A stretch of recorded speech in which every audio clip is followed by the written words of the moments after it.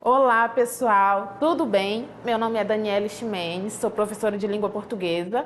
Na aula de hoje falaremos sobre literatura e um conteúdo super tranquilo que você entenderá facilmente, que são as cantigas trovadorescas.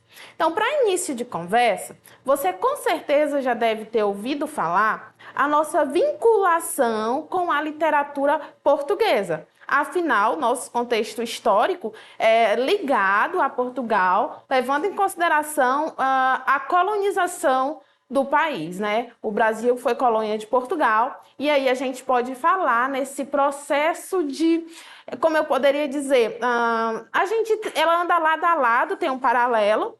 Alguns críticos literários, eles frisam que, principalmente o Antônio Cândido, que é uma base quando se fala de crítica literária brasileira, ele vai dizer que a literatura brasileira é um transplante da literatura portuguesa. Então, o que é que seria esse transplante da literatura portuguesa? Seria, eu pego uma literatura pronta de Portugal e insiro no Brasil. E aí, as cantigas trovadorescas, elas estão situadas no trovadorismo.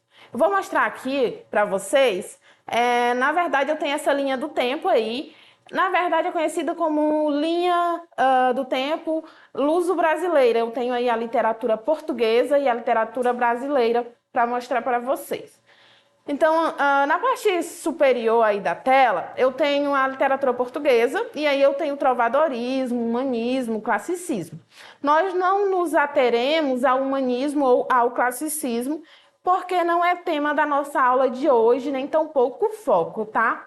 E aí, na literatura brasileira, a gente observa que ela começa a se desenvolver aí em 1527, né? Mas aí a gente sabe que a gente tem outras produções aí a partir de 1500, como a Carta de Pero Vaz de Caminha. O meu foco aí é no trovadorismo em 1189, para você que não sabe ou que não assistiu outras aulas minhas acerca dessa temática. Portugal surge em 1189 e juntamente com o surgimento dessa nação, desse país, a gente tem a primeira escola literária aí, que é o trovadorismo. E aí, nessa produção literária, a gente tem a prosa, não é, que a gente conhece como novelas de cavalaria. Com certeza você já deve ter assistido alguma lenda relacionada com o Rei Arthur, obras, filmes que tratem dessa temática e outras, mas aí em Portugal se desenvolve o ciclo arturiano que tratam aí dessa aventura, dessa questão do cavalheiro, Rei Arthur, não é? Então aí a gente tem na prosa essa produção literária e no verso, na poesia, a gente tem as cantigas trovadorescas, tá? E aí eu trouxe para vocês esse esquema das cantigas trovadorescas. Elas são divididas em líricas e satíricas, e as líricas são subdivididas em cantiga de amor e de amigo. E as satíricas são divididas em cantigas de escárnio e maldizer. E aí, a gente vai falar agora do eu lírico.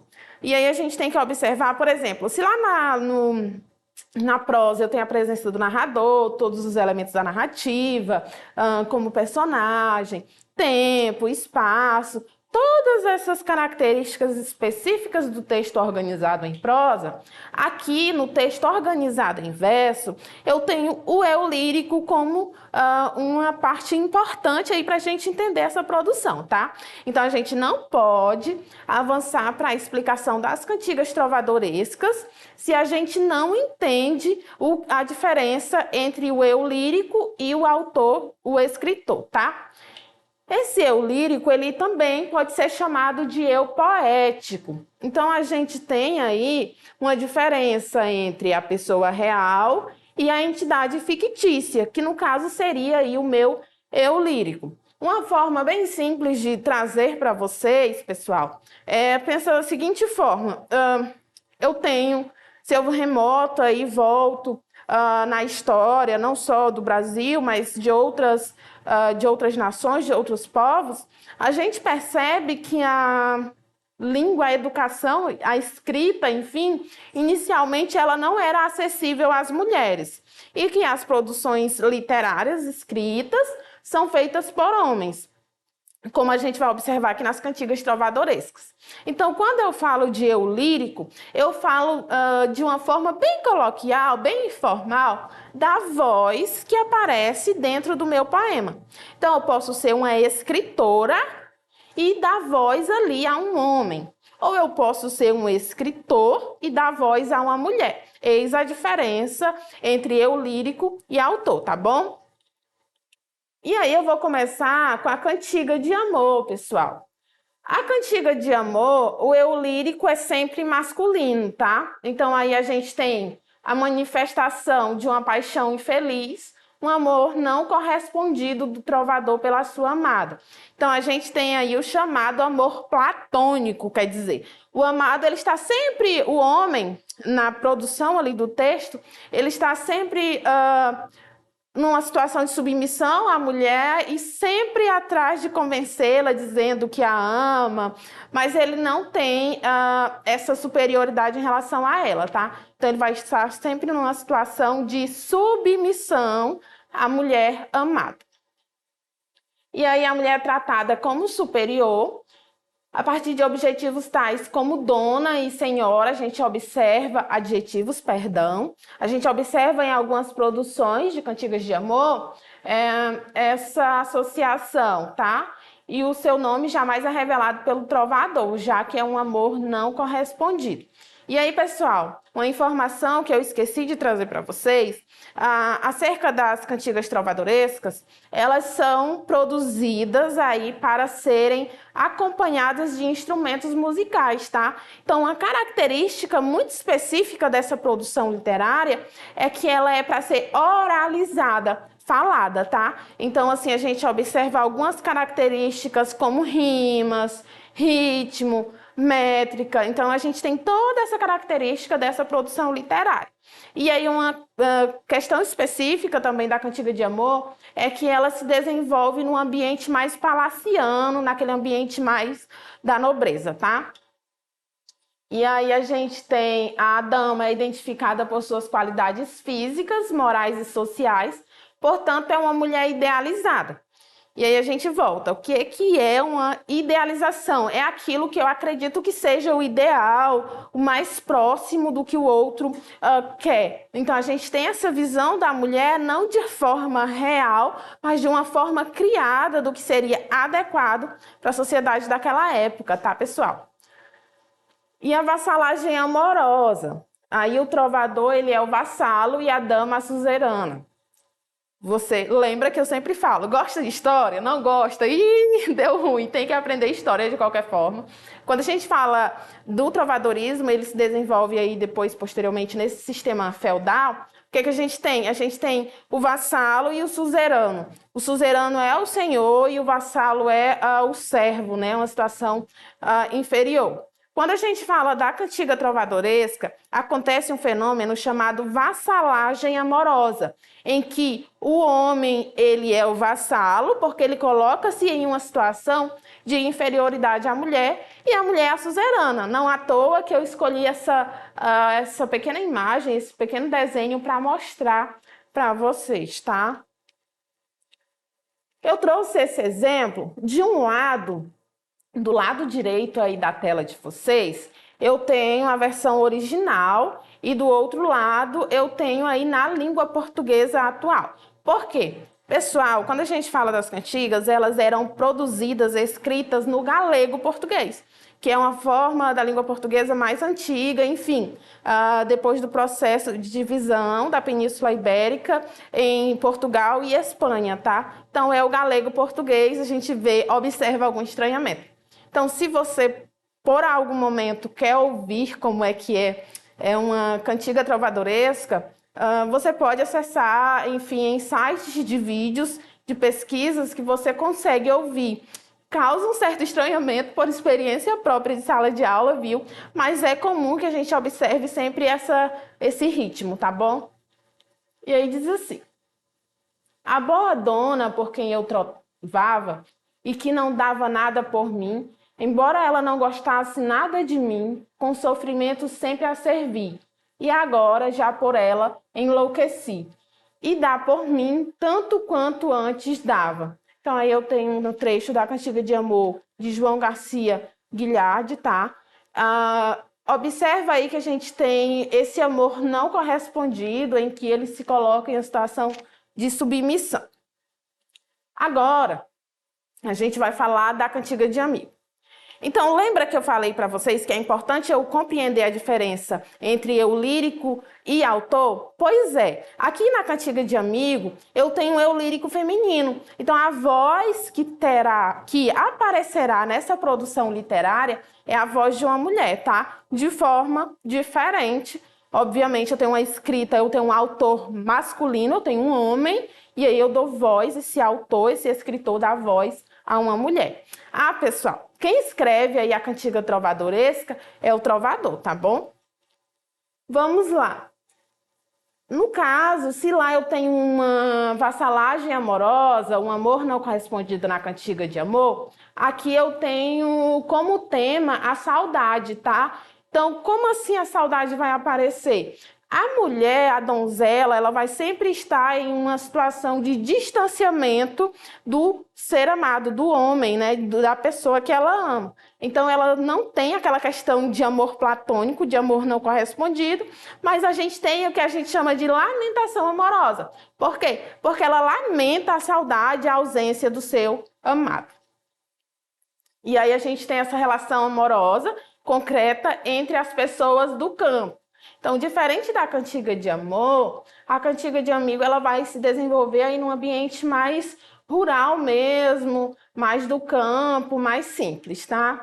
O eu lírico é sempre feminino, como eu já abordei. A mulher, pessoal, que é amiga, é a namorada, ela se lamenta aí pela saudade do amigo. Então, observa, quando a gente fala da cantiga de amigo, esse amigo se refere a amado ou namorado, tá? Não ao significado que a palavra tem hoje usual pra gente. Quem compõe as cantigas é um homem, o trovador, que cria um eu lírico feminino. O cenário sempre caracteriza um ambiente campesino, tá?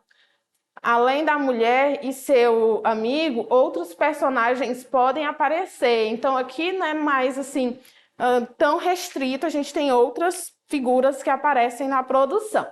E aí eu trouxe novamente um exemplo para vocês, curtinho, para que vocês compreendam a diferença.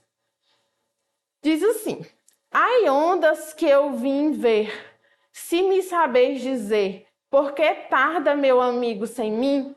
Ai, ondas que eu vim mirar, se me sabeis contar, por que tarda meu amigo sem mim?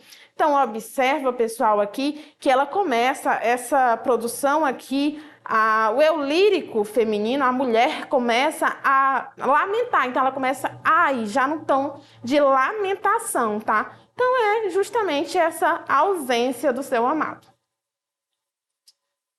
E aí, vamos às cantigas de escárnio. Então, volta aqui. Até agora, a gente viu as cantigas líricas, tá? A cantiga de amor e a cantiga de amigo. Agora, a gente vai falar das cantigas de escárnio e maldizer, que estão dentro, lá naquele mapinha mental que eu apresentei no início, das cantigas satíricas, tá? Sátira vem de crítica, então eu tenho uma crítica ali presente nessa produção. Pode ser uma crítica social? Pode, mas aí, no geral, nas cantigas trovadorescas, elas são feitas a pessoas específicas, tá?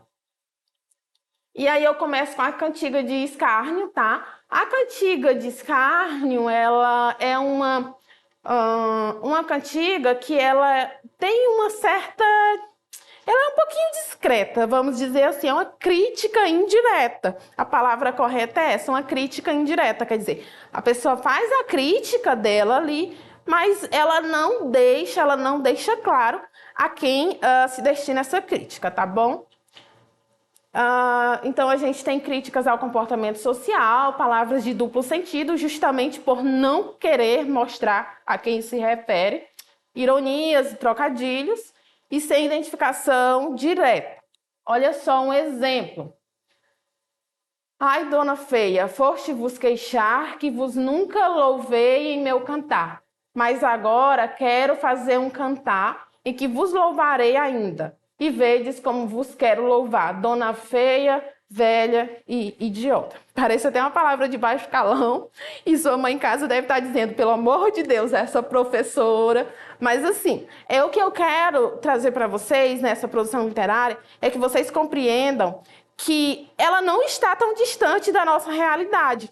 Se eu volto para as músicas contemporâneas, a gente observa algumas semelhanças, quer dizer que eu posso facilmente associar essas letras de música a cantigas trovadorescas. Quer ver? Acesse a tua lista de músicas, ou pode ser na tua memória, pode pegar o celular e acessar, e aí você vai ver, quando você for ouvir a música, olha, isso aqui parece uma cantiga de amigo, isso aqui parece uma cantiga de amor, essa aqui dá mais para uma cantiga de maldizer, de escárnio, tá? Então a gente tem essa associação. E aí a gente vai para as cantigas de maldizer. Essa aqui, ela se opõe à cantiga de escárnio. Como que se opõe? Imagina só, lá na cantiga de escárnio eu tenho uma crítica indireta. Aqui eu tenho uma crítica direta, quer dizer, lembra daquele ditado popular de dar nome aos bois? Aqui as pessoas que recebem a crítica, elas são nomeadas, então eu digo para quem essa minha crítica vai, tá? Não há nenhuma necessidade de esconder, até porque o trovador quer realmente expressar, tá? Diretamente. Então, a crítica ela é feita de forma explícita e uma linguagem ofensiva e palavrões, tá? O exemplo que eu trouxe para vocês aqui, ele é um pouquinho mais contido, no entanto, a gente tem algumas, assim, que são mais pesadas. Diz assim: a uma velha quisera trovar, quando em Toledo fiquei desta vez, e veio-me o Raca Lopes, observa aí que aparece o nome da pessoa, rogar, e disse-me assim: por Deus que vos fez, não troveis a nenhuma velha aqui, pois acharão que trovastes para mim, tá? Então, pessoal, a gente resume aqui, tá, as cantigas trovadorescas. Eu trouxe uma questão bem simples, assim, para sintetizar tudo que eu trouxe. Então, observa que por que a professora trouxe as cantigas trovadorescas e não novelas de cavalaria, por exemplo? Porque a gente tem uma ligação direta dessa produção literária hoje no contemporâneo, inclusive nas literaturas de cordéis. Se você tiver assistido outra aula acerca dessa temática, eu falo dessa associação, tá? Vamos lá, essa questão aí é da FUVEST, e aí diz assim: interpretando historicamente a relação de vassalagem entre homem, amante e mulher amada, ou mulher amante, homem amado, pode-se afirmar que... Então, o que ele quer saber? Nessa relação de vassalagem, o que eu tenho? O trovadorismo corresponde ao Renascimento. Lembra que a gente não ia tratar do Renascimento? O trovadorismo, ele antecede ao Renascimento, tá? O trovadorismo corresponde ao movimento humanista? Também não, ele antecede. Então, quando fala de trovadorismo, lembra sempre, a gente está falando aí da primeira escola literária de Portugal, tá, pessoal? Letra C. O trovadorismo corresponde ao feudalismo. Então, assim, se você estiver prestando atenção na minha aula, obviamente, se eu colocasse todas as alternativas ali, facilmente você conseguiria identificar qual seria a alternativa correta. Lembra a vassalagem amorosa em que ela se liga ao sistema feudal? Pois é aqui que eu chego à minha questão, certo? Fácil, não é? Vamos ver por que as outras não são assertivas, não são corretas, tá? Letra D. O trovadorismo, e o medievalismo, eita, a dicção da professora, só poderiam ser provençais. Aí a gente observa que não é uma característica. E a letra E ou E, tanto o trovadorismo como o humanismo são expressões de decadência medieval. Então, aqui a gente está falando de vassalagem, né, pessoal? Então, obviamente, a gente observa que não é essa a alternativa assertiva. E aí, gostou da nossa aula? Gostou da aula de hoje? Você pode assistir novamente essa aula acessando a nossa plataforma Eduque. Lá você pode também ter acesso a esse slide, fazer anotações, fazer o mapa mental, que é muito importante, tá bom?